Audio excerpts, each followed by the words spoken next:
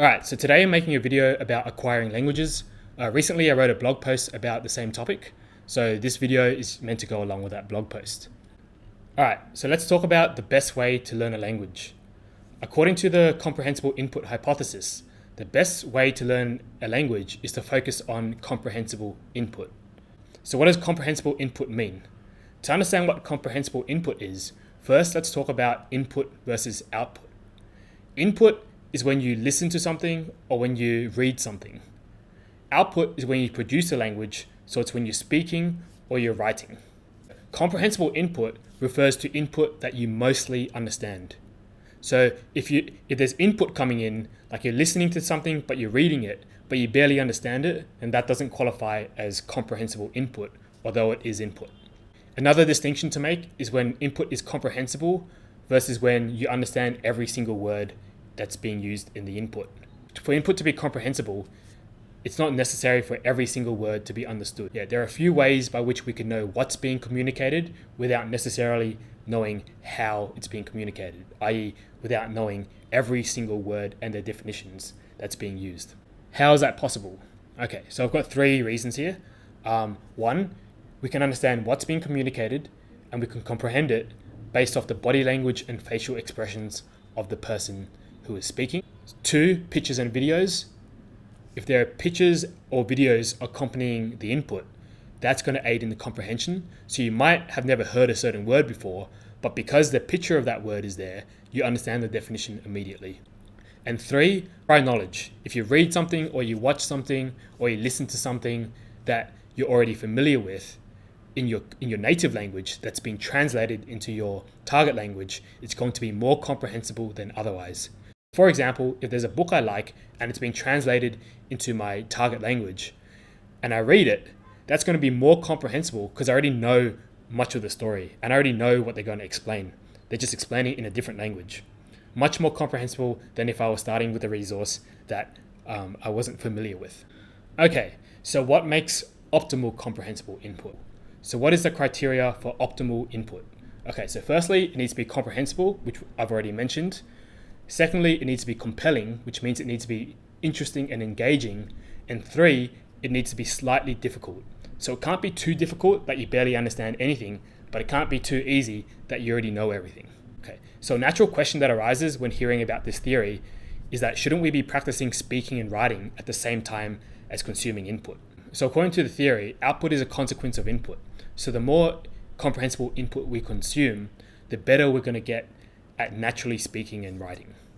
Therefore, a good way to get good at output is to merely continue consuming input rather than putting too much time aside to specifically focus on speaking and writing.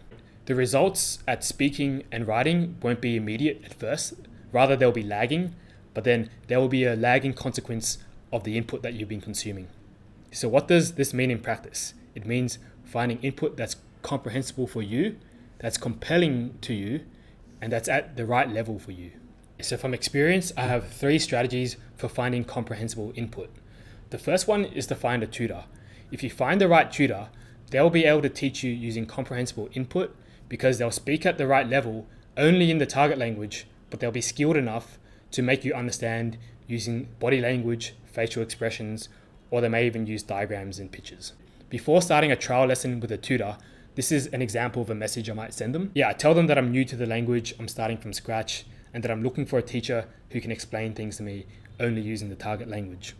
I also ask them for permission if I can record the lesson, so later on I can revisit the lesson and continue listening and watching and acquire the language that way.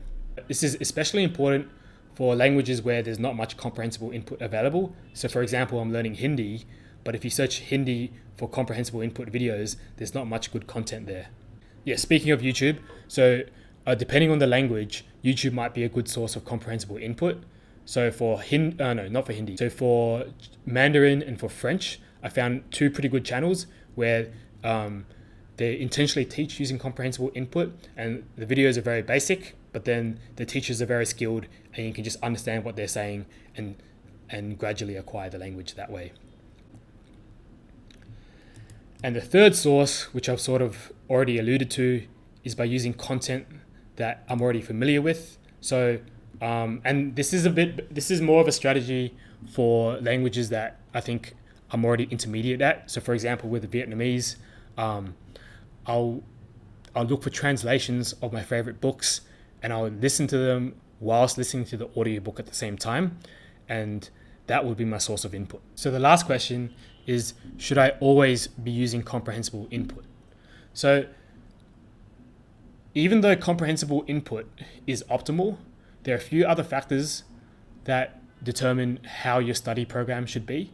So those include your goals, your level of motivation, and the resources available to you, and basically what you consider fun. Because when you first start a habit, it needs to be easy and fun, otherwise it's really hard to stay consistent. I think after you've got some momentum already, and you've got an established practice of practicing, that's when you consider tweaking the system and improve it by adding more and more comprehensible input. But in general, like, the studying should never feel like a chore. So especially at the beginning, you basically use whatever method that you think is fun and it's easy and that you're going to stick with. So here are some other methods that people use to learn languages. They may be focusing on grammar, doing grammar exercises.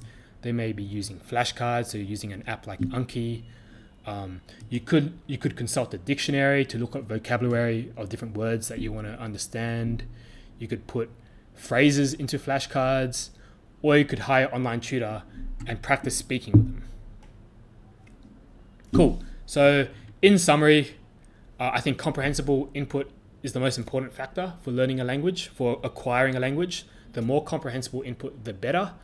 I've talked about a few different strategies to find comprehensible input. So that's on YouTube, that's by getting a tutor who's skilled enough to teach you that way, or it's by consulting books or movies that have been translated into your target language that you already know about, so you're familiar with already.